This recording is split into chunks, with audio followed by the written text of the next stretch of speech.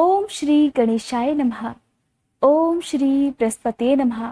आप सभी का मेरे YouTube चैनल पर हार्दिक स्वागत है। आज की इस वीडियो में सुनिए बृहस्पतिवार व्रत कथा। हे बृहस्पति देव, इस व्रत कथा को सुनने वाले सभी भक्तों की रक्षा कीजिएगा। आज की कथा प्रारंभ करने से पहले आप सभी से अनुरोध है, कमेंट बॉक्स में बृहस्पति देवता की जय जरूर लिखिएगा। प्राचीन समय की बात है, भारतवर्ष में एक राजा राज्य करता था। वह बड़ा प्रतापी और दानी था। वह नित्य प्रतिदिन मंदिर में जाकर भगवान के दर्शन करता था और ब्राह्मणों और गुरु की सेवा भी किया करता था। उसके द्वार से कोई भी याचक निराश होकर नहीं लौटता था। वह प्रत्येक गुरुवार को व्रत रखता और पूजन किया करता था। हर दिन गरीबों की सहायता भी करता था, परंतु ये सब बातें उसकी रानी को बिल्कुल अच्छी नहीं लगती थी। वो ना तो व्रत करती और ना किसी को भी एक पैसा दान में दिया करती थी, और राजा से भी ऐसा करने को मना किया करती थी। एक समय की बात है, राजा शिकार खेलने वन को चले गए। घर पर रानी और दासी थी। उस समय गुरु बृहस्पति देव एक साधु का रूप धारण कर राजा के दरवाजे पर भिक्षा मांगने आए। साधु ने रानी से भिक्षा मांगी तो वह कहने लगी, हे साधु महाराज, मैं तो इस दान पुण्य से तंग आ गई हूँ। इस कार्य के लिए तो मेरे पतिदेव ही बहुत हैं। अब आप ऐसी कृपा कीजिए कि सारा धन नष्ट हो जाए और मैं आराम से रह सकूं। साधु रूप बृहस्पति देवता ने कहा, हे देवी, तुम तो बड़ी विचित्र हो। संतान और धन से कोई दुखी नहीं होता है, इसको तो सभी चाहते हैं। अगर तुम्हारे पास अधिक धन है तो भूखे मनुष्यों को भोजन कराओ, प्याऊ लगवाओ, ब्राह्मणों को दान दो, धर्मशालाएं बनवाओ, कुआं, तालाब, बावड़ी, बाग बगीचे आदि का निर्माण कराओ और निर्धन कुमारी कन्याओं का विवाह कराओ, साथ ही यज्ञ भी कराओ। इस प्रकार के कर्मों से आपके कुल का और आपका नाम परलोक में भी सार्थक होगा और स्वर्ग की प्राप्ति भी होगी। परंतु रानी को साधु की इन बातों से कोई असर नहीं पड़ा। उसने कहा, हे साधु महाराज, मुझे ऐसे धन की आवश्यकता ही नहीं जो मैं लोगों को दान देती फिरूं और जिसको रखने और संभालने में ही मेरा सारा समय नष्ट हो जाए। तब साधु ने कहा, हे देवी, अगर तुम्हारी ऐसी ही इच्छा है तो जैसा मैं तुम्हें बताता हूं वैसा ही करना। बृहस्पतिवार के दिन घर को गोबर से लीपना, अपने केशों को पीली मिट्टी से धोना, केशों को धोते समय स्नान करना, राजा से कहना वह हजामत करवाए। इस प्रकार लगातार 7 बृहस्पतिवार ऐसा करने से तुम्हारा धन नष्ट हो जाएगा। ऐसा कहकर साधु महाराज अंतर्ध्यान हो गए। रानी ने साधु के कहने के अनुसार 7 बृहस्पतिवार तक वैसा ही करने का विचार किया। साधु के बताए अनुसार कार्य करते हुए केवल 3 बृहस्पतिवार ही बीते थे कि उसकी समस्त धन संपत्ति नष्ट हो गई। अब भोजन के लिए दोनों समय परिवार तरसने लगा तथा सांसारिक भोगों से दुखी रहने लगा।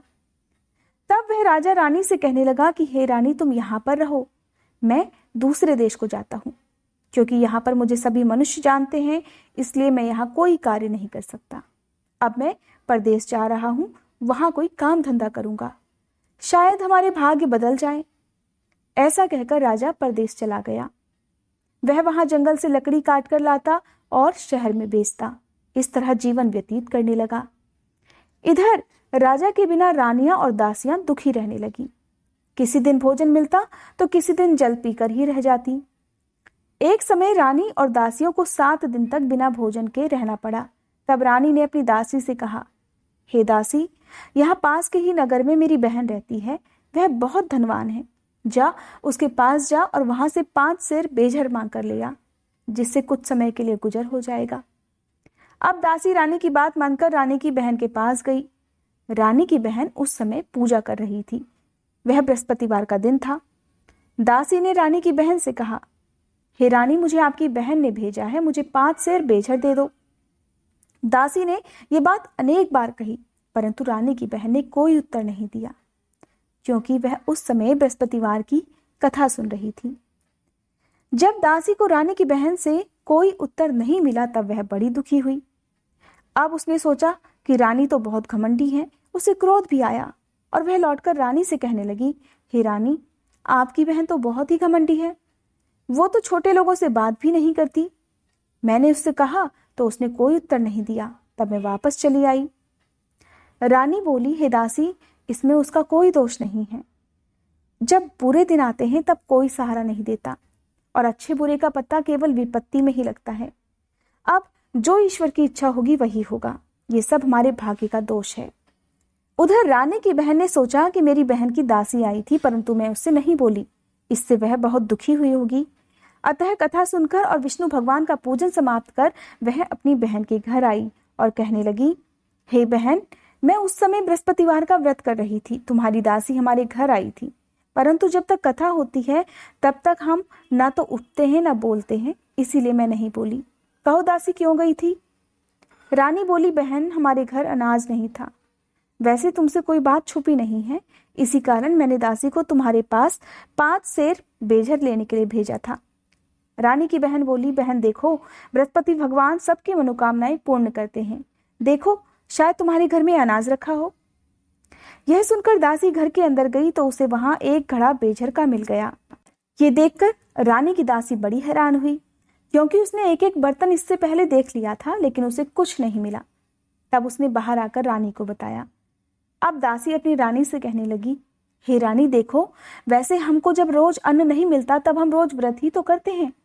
अगर इनसे व्रत की विधि और कथा पूछ ली जाए तो उसे हम भी किया करेंगे। दासी के कहने पर रानी ने अपनी बहन से बृहस्पतिवार व्रत के बारे में पूछा। उसकी बहन ने बताया, हे रानी बहन, बृहस्पतिवार को सूर्योदय से पहले उठकर स्नान करके बृहस्पतिवार का व्रत करना चाहिए, लेकिन उस दिन सिर नहीं धुलना चाहिए। बृहस्पतिवार के व्रत में चने की दाल और मुनक्का से विष्णु भगवान का केले के वृक्ष की जड़ में पूजन करना है और दीपक जलाना है। उस दिन केवल एक समय ही भोजन करना चाहिए। भोजन पीले खाद्य पदार्थ का करें तथा कथा भी सुने। इस प्रकार करने से गुरु भगवान प्रसन्न होते हैं, अन्न पुत्र धन देते हैं और सभी मनोकामनाएं पूर्ण करते हैं।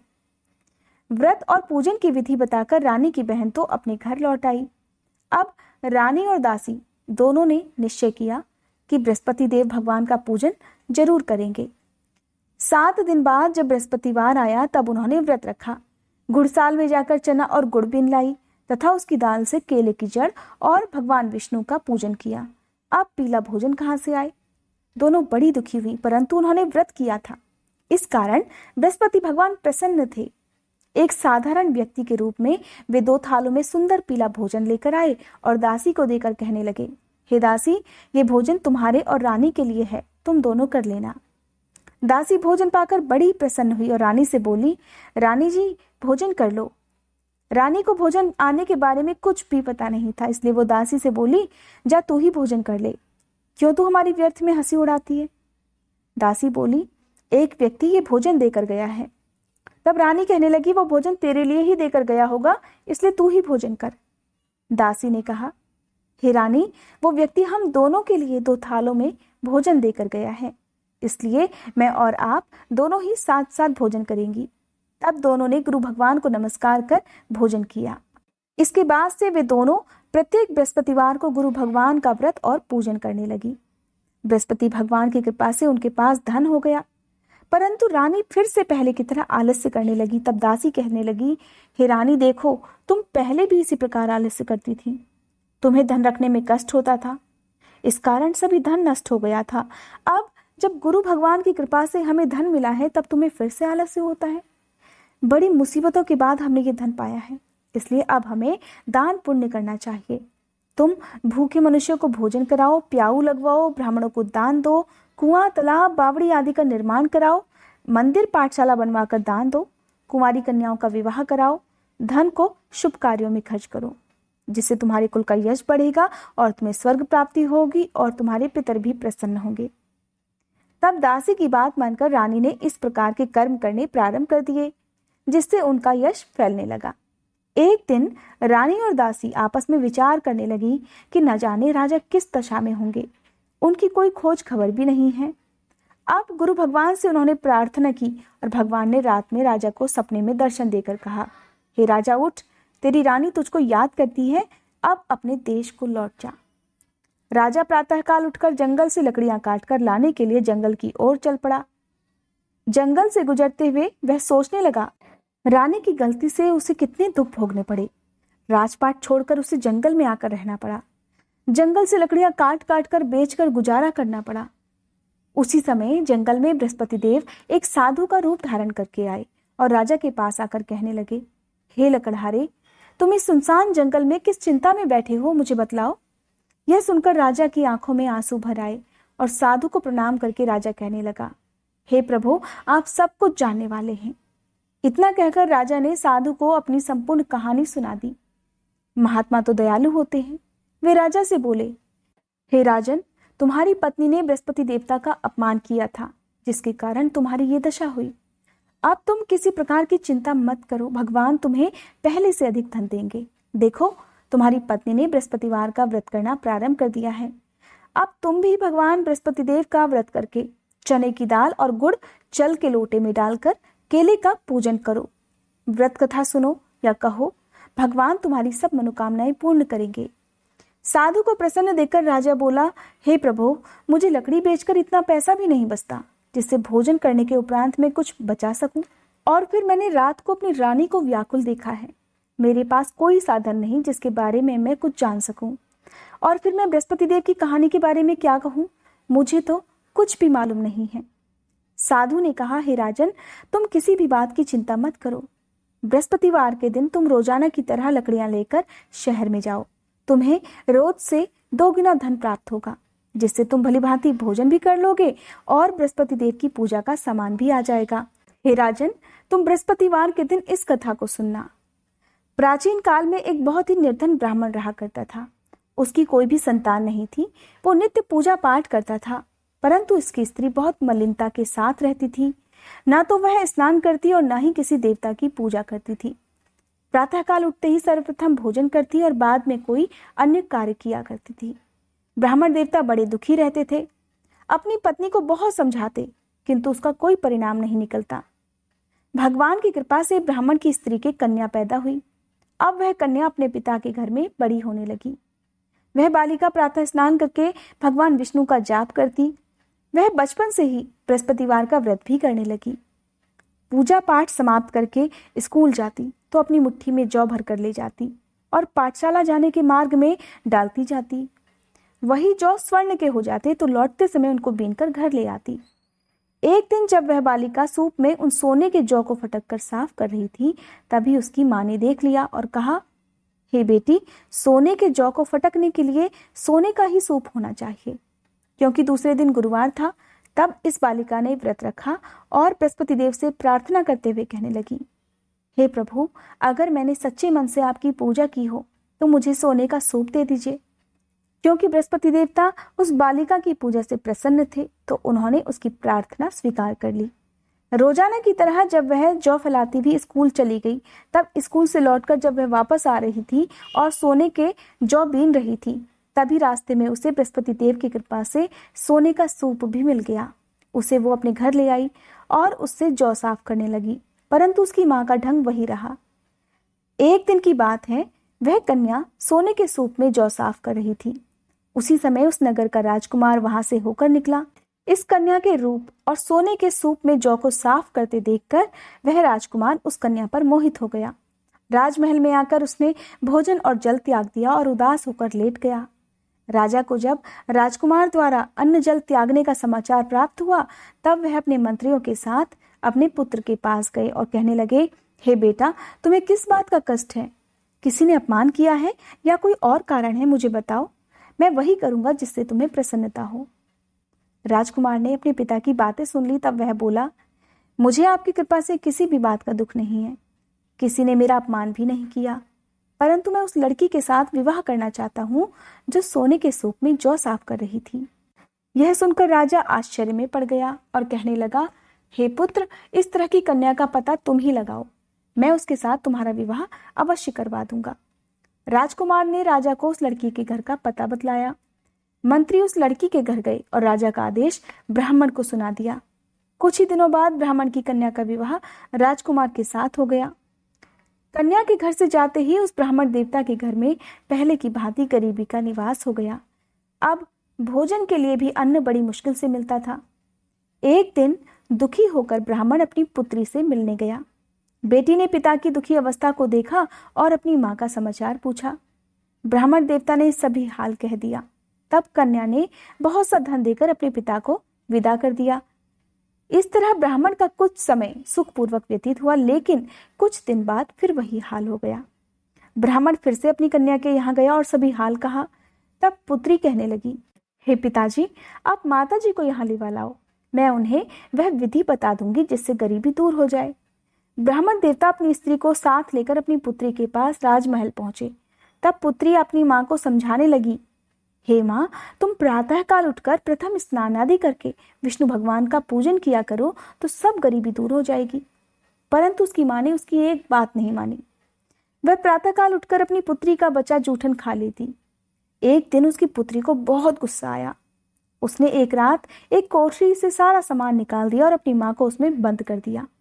प्रातःकाल उसमें से उसने निकाला और स्नान आदि करा के पूजा पाठ करवाया। तब उसकी माँ की बुद्धि ठीक हो गई। इसके बाद से उसकी माँ रोज नियम से पूजा पाठ करने लगी और हर बृहस्पतिवार को व्रत भी रखने लगी। इस व्रत के प्रभाव से उसकी माँ बहुत धनवान हो गई और सारे सुखों को भोग कर अंत समय में बृहस्पति देवता के प्रभाव से स्वर्ग को गई।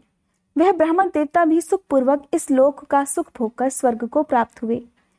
इस तरह कहानी कहकर साधु देवता वहां से आलोप हो गए। धीरे धीरे समय व्यतीत होने पर फिर बृहस्पतिवार का दिन आया। राजा जंगल से लकड़ी काटकर किसी शहर में बेचने गया। उसे उस दिन और दिनों से अधिक धन मिला।